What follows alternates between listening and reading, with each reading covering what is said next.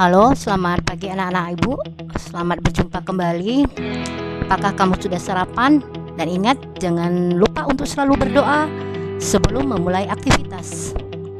Hari ini kita akan kembali melanjutkan materi pelajaran sosiologi. Kita akan bahas mengenai lembaga keluarga sebagai salah satu dari lembaga-lembaga sosial. Di dalam lembaga keluarga kita akan membahas mengenai fungsi keluarga, sistem keluarga, unsur lembaga keluarga. Bukalah buku IPS kamu, halaman 112 sampai 115. Mari kita mulai pembelajaran hari ini.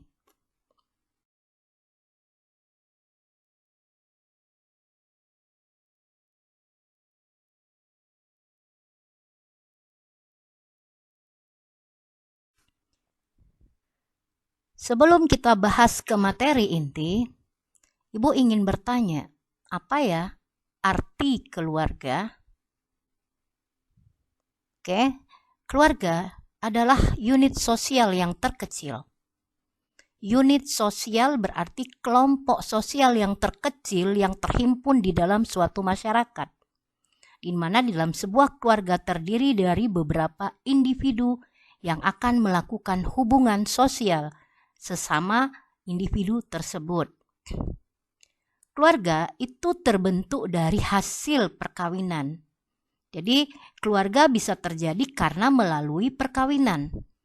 Adapun tujuan dari perkawinan, yang pertama adalah memperoleh keturunan. Jadi, orang menikah atau kawin itu karena ingin memperoleh keturunan.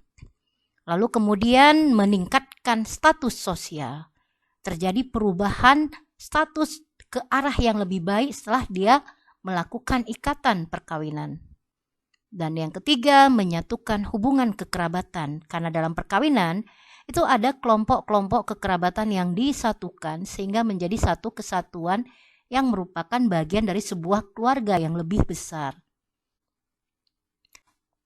Tujuan pembelajaran kita pada hari ini, setelah kamu melihat video pembelajaran yang Ibu tampilkan, kamu pahami dan kemudian Ibu berharap kamu mampu menunjukkan apa arti dari keluarga inti dan arti dari keluarga besar serta anggota keluarga inti dan anggota keluarga besar. Yang kedua, kamu harus mampu mencari jenis-jenis fungsi keluarga. Yang ketiga, kamu harus bisa menjelaskan sistem kekerabatan di dalam sebuah keluarga yang ada di masyarakat, khususnya di Indonesia.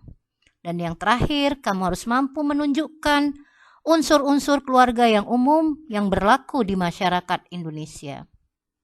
Semangat, mari kita mulai pembahasannya.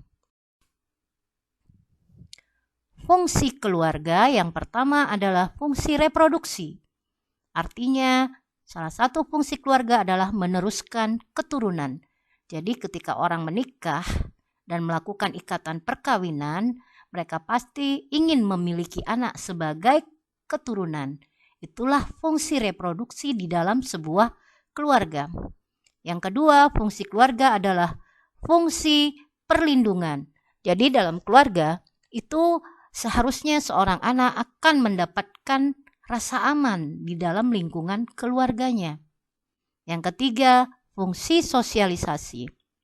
Dalam fungsi sosialisasi, keluarga dianggap sekolah pertama bagi anak. Karena anak di dalam keluarga lah pertama kali mendapatkan pendidikan dari anggota keluarganya. Jadi karakter anak di lingkungan sosialnya nanti di luar keluarga itu tertanam dari apa yang dia lihat dan dia pelajari di dalam keluarganya. Fungsi berikutnya adalah fungsi ekonomi, di mana sebuah keluarga, orang tua harus mampu memenuhi kebutuhan anak-anaknya, seperti kebutuhan pendidikan, kebutuhan kesehatan, kebutuhan akan pakaian, dan fasilitas kebutuhan lainnya. Berikutnya adalah fungsi afeksi, di mana seorang anak dalam sebuah lingkungan keluarga harus mendapatkan rasa kasih sayang dari anggota keluarganya dan saling memberikan rasa kasih sayang tersebut. Dan selanjutnya fungsi lembaga keluarga adalah pengawasan sosial, di mana orang tua harus wajib mengawasi aktivitas anak-anaknya. Itu sebabnya ketika kamu selalu diawasi, ditanya di mana kamu berada, siapa teman kamu bermain, bagaimana keadaan kamu, itu adalah fungsi pengawasan yang dilakukan oleh orang tua kamu. Dan terakhir, fungsi dari lembaga keluarga adalah pemberian status, di mana ketika seorang anak lahir dalam sebuah keluarga, dia langsung mendapatkan status sesuai dengan kondisi dari orang tuanya. Selanjutnya, kita akan bahas tentang sistem kekerabatan yang ada di Indonesia, atau disebut juga dengan sistem kekeluargaan. Ada dua sistem kekerabatan di Indonesia. Yang pertama adalah istilahnya bilateral. Bilateral ini sistem kekerabatan yang memperhitungkan kedua pihak, baik pihak ibu maupun pihak bapak atau pihak ayah. Jadi tidak ada yang lebih tinggi posisi dan kedudukannya dari satu dengan yang lainnya. Sistem bilateral ini umumnya terjadi pada suku Jawa, di mana ibu dan ayah memiliki kedudukan yang sama dalam sistem kekerabatan. Yang kedua, sistem kekerabatan unilateral. Unilateral adalah sistem kekerabatan yang mengkelompokkan khusus tertentu untuk satu kelompok keluarga. Sistem unilateral terdiri dari sistem matrilineal. Matrilinear ini adalah sistem kekerabatan yang mengikuti garis keturunan ibu. Artinya ibu memiliki posisi, keluarga ibu memiliki posisi yang lebih kuat dibandingkan dengan keluarga ayah. Di sini, di Indonesia, sistem matrilineal itu dianut oleh suku bangsa Padang, di mana wanita memiliki kedudukan yang lebih tinggi dibandingkan dengan laki-laki. Satu lagi adalah sistem patrilineal. Patrilineal kebalikan dari sistem matrilineal, yaitu sistem kekerabatan yang mengikuti garis keturunan ayah. Jadi laki-lakilah yang memiliki posisi yang lebih baik dibandingkan dengan keluarga perempuan. Di dalam sistem patrilineal, anak akan mengikuti marga dari keluarga ayahnya. Di dalam sistem matrilineal, anak akan mengikuti marga dari keturunan ibunya. Begitulah sistem kekeluargaan yang ada di Indonesia. Unsur lembaga keluarga yang pertama adalah pola perilaku.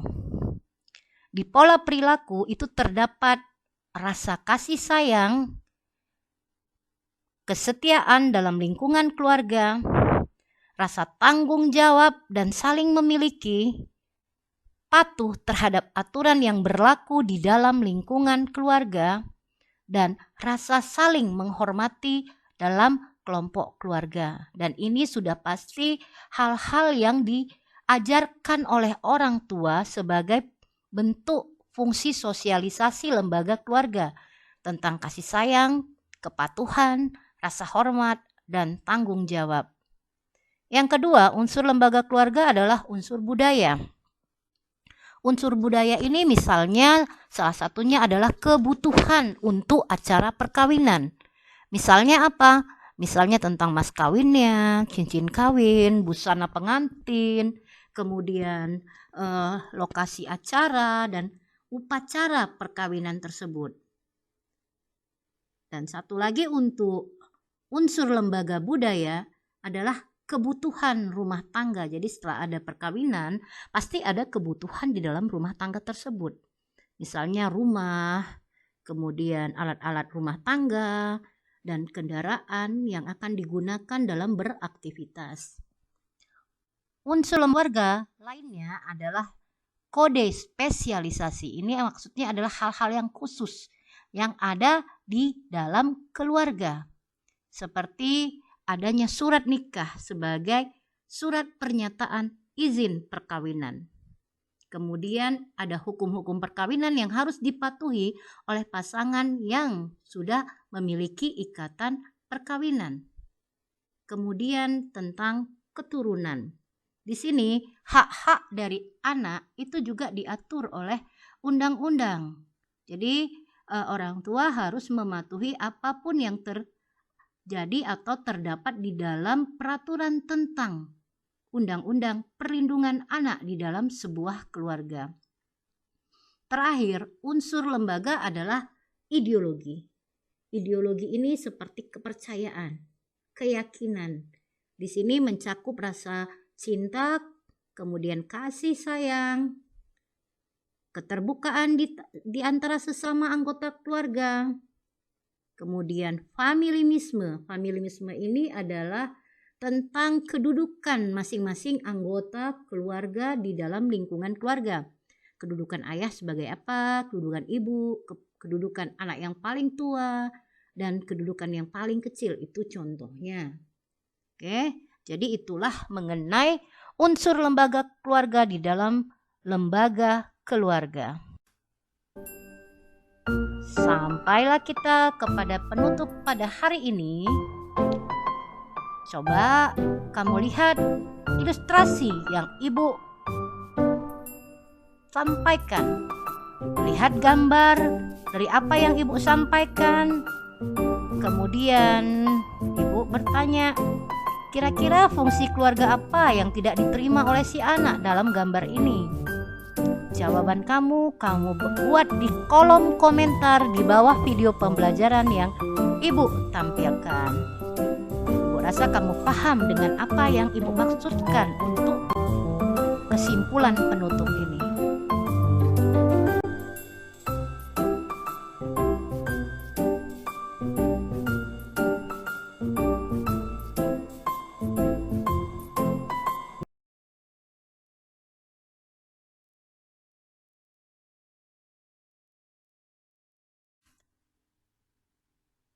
Untuk pertemuan berikutnya, kita akan mengerjakan kuis yang berhubungan dengan materi lembaga keluarga.